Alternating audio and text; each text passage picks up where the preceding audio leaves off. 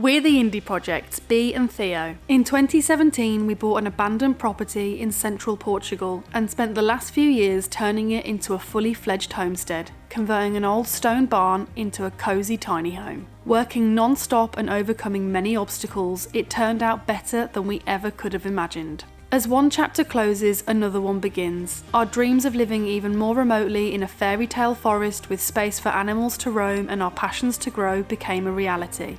Before we have even moved there, it was devastated by a huge wildfire, drastically altering the landscape. Immense flash floods followed as the land couldn't hold onto the water. Follow us as we carve out our new life on Miracle Mountain.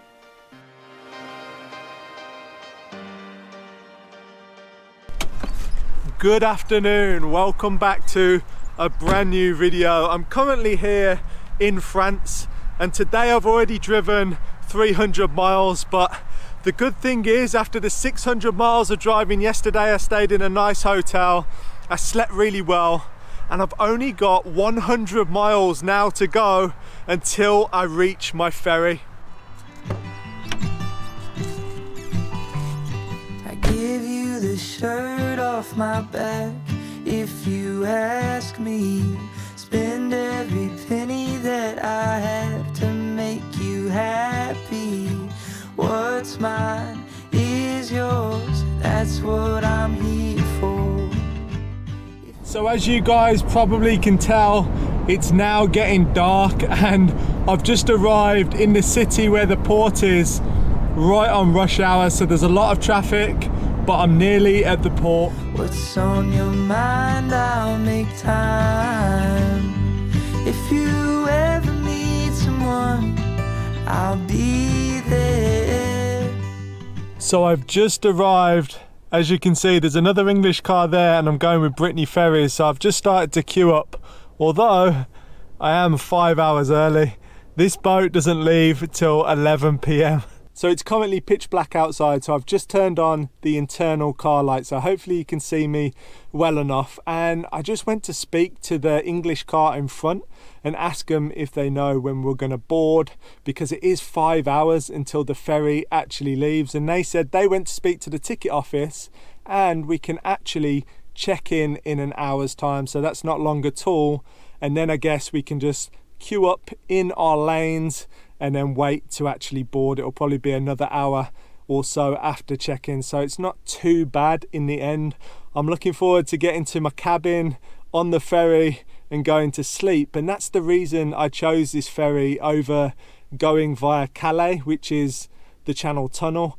The Channel Tunnel takes you to a different area of the UK, which is longer for me to get to my destination from. So I chose this ferry because one, I can sleep on it, I get my own cabin, and two, it takes me to an easier location for me in the country.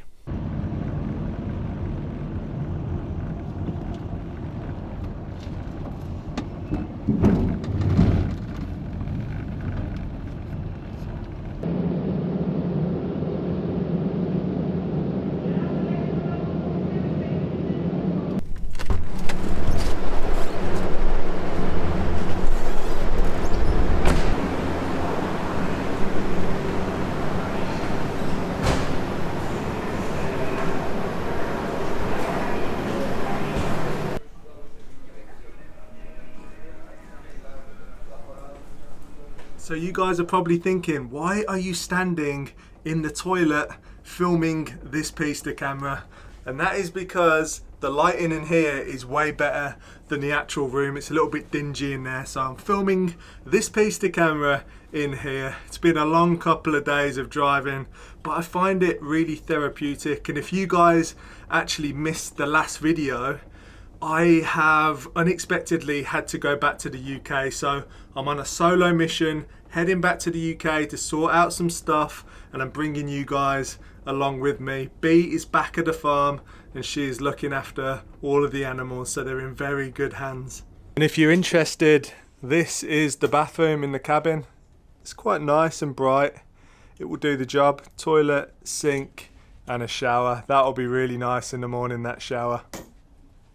The cabin is as expected. It's the cheapest one I could choose, so no window and it's super small, but it's perfect for one person. I just need to figure out how to get this sofa bed out. I've got a little charging station over there, and then if I wrap around here, you can see the other side. Nice little mirror, desk, and a ladder to get to the top bunk, but obviously I won't be needing that.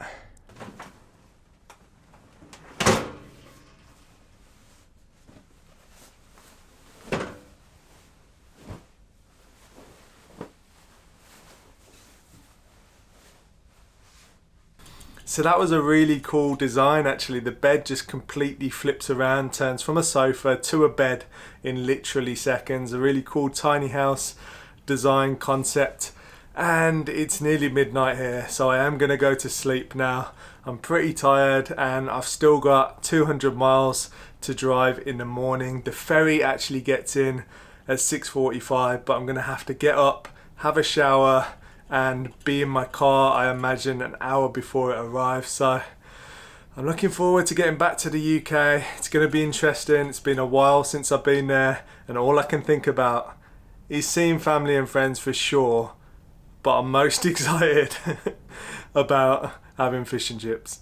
There's some things that bring you a lot of joy, like your first stretch in the morning, getting into a hot bath, and knives that cut through food like butter. Thanks to Kamakoto, our food prep experience has become a lot more joyful. They're made with high quality Japanese steel using traditional techniques that have been honed and perfected by generations of knife smiths. Each knife is individually inspected, going through a rigorous 19-step process, and comes with a lifetime guarantee. The 3-piece Kampiki knife set comes with the 7-inch Nikiri vegetable knife, an 8.5-inch slicing knife, and a 5-inch utility knife. The knives even come in a heavy-duty ashwood box, which also makes a great present. And here's a fun fact for you: Kamakoto knives are used by Michelin star chefs all over the world. Kamakoto has several special offers going on right now. They're offering our viewers an extra $50 off any purchase when you use promo code INDIE on top of any special offers.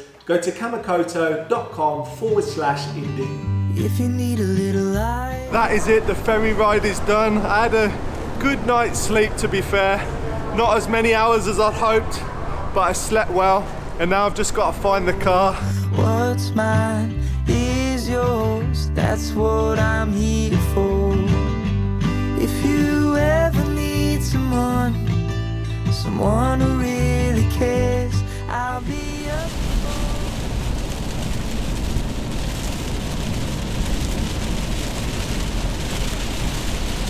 So the journey in the UK is going well so far. I've driven for about a couple of hours because of the traffic, and I've got a couple more hours to go.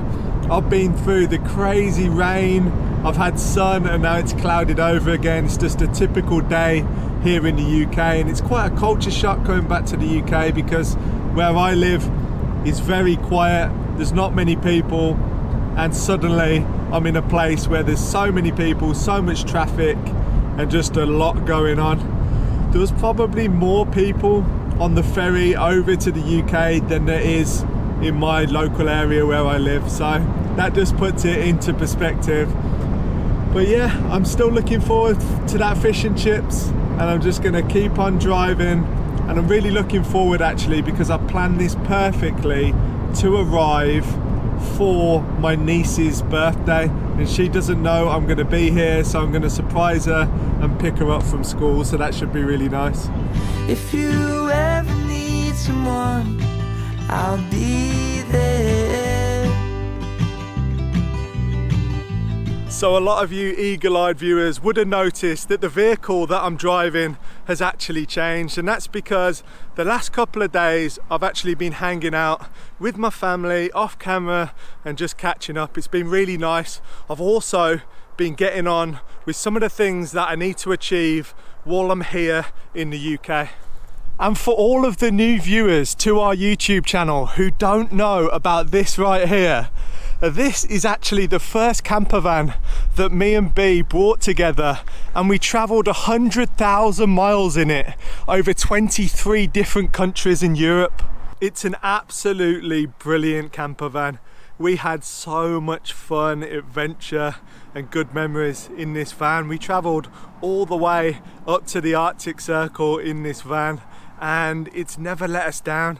Mechanically, it's absolutely sound, and we actually bought this probably about 8 or 9 years ago now when we set off on our first adventure, and now it's owned by my parents, who now take this van around and travel up to Scotland in it on holiday and go on little adventures of their own. So I'm really stoked that we could keep this van in the family. Since me and Bee own this van, it has had some really good upgrades to it that we would have loved to have done, but it just wasn't an option financially. You can see here we've got a ladder, which is really useful. So if I climb up this ladder, you'll be able to see we've also got some roof racks on the top, which is really good if you want to store extra stuff outside, like wet weather gear in a top box. And then the best upgrade of them all is the solar panel. And that's not the only thing that's been upgraded on this van. It's actually had a diesel heater fitted, which I'm really looking forward to trying out tonight, because here in the UK it's so much colder than Portugal. So they even got a reversing camera fitted, which is really useful. And if I open up the camper, you can see the inside is actually really nice. And me and Bee actually lived in this space that we couldn't stand up in for more than 2 years, but we had some incredible adventures and good memories in this van. You can see I got the essentials down here. My sister got me these amazing slippers. They're going to come in very useful, and I need to put this in the fridge. So you can see here we got a decent sized fridge. We've also got a toilet in there, and then up here we have a gas hob and a sink, and then over here in the back there's a nice sized double bed and tons of storage. Having the camper van is absolutely perfect because I'm driving all over the country. It saves me a lot of money because I don't need to stay in hotel rooms. I don't necessarily know where I'm going to be at a specific time.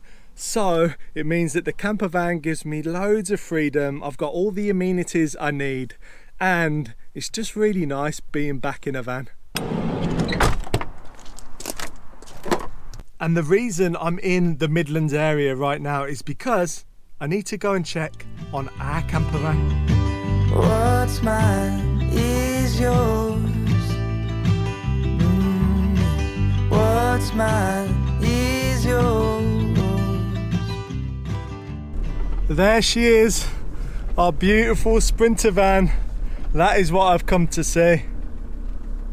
It has been a very long time since I've seen this van, and I'm looking forward to having a look inside because it just brings back so much memories. It's such a brilliant adventure mobile. We've been all over yet again in this vehicle. We've been up to the Arctic Circle and done so many miles exploring the remotest of places. Absolutely nothing has changed, and it's in such superb condition. And we actually fitted, you can see through the windscreen there, a little solar panel to keep the actual house battery of the van so it starts. And down here we also fitted some tyre covers, and they've kept the tyres in really good condition also. So let's have a look inside the Sprinter. Even just the flooring and the step is so cozy and inviting. You can see we even made a little toilet down there for Ginjey, and this seating area is huge and so comfortable in the evening when you're hanging out. So the Victron screen over here says that the lithium batteries are fully charged, which is great news. So let me do the honours. This is our light switch, and these are our lights. There we go. They're all working brilliantly. So unfortunately we will be selling our Sprinter van, and it's a real shame because it's been such a big part of our journey, but also things have changed, our situation has changed, and in the springtime we're going to be putting this van on the market and selling it. It's going to be a big help, the funds that we make from the sale of this van, to go into new projects on Miracle Mountain. So there's always a positive to these things. And whoever buys it is going to get this 100,000 subscriber YouTube plaque.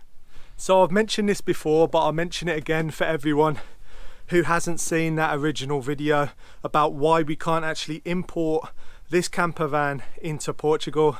And it's all to do with all of the external and internal upgrades that we made to this camper van, which makes it the epic beast of an adventure vehicle that it is. So we've added things like the lift kit, which lifts the vehicle up, so when you are driving off-road it's much easier. We've also added a snorkel, an epic front runner roof rack. We've got a light bar, we've got a rear wheel carrier, so you got your spare wheel on the back, among many other adaptations. It also has the BF Goodrich KO2 all-terrain tyres, which makes a massive difference when you're driving off-road. And there's a couple of things I need to sort out and then get it passed on the MOT, and then it'll be ready to sell. Farewell, beautiful van. I'm gonna miss you, but right now it's getting dark, so I've got to find a park up for the night.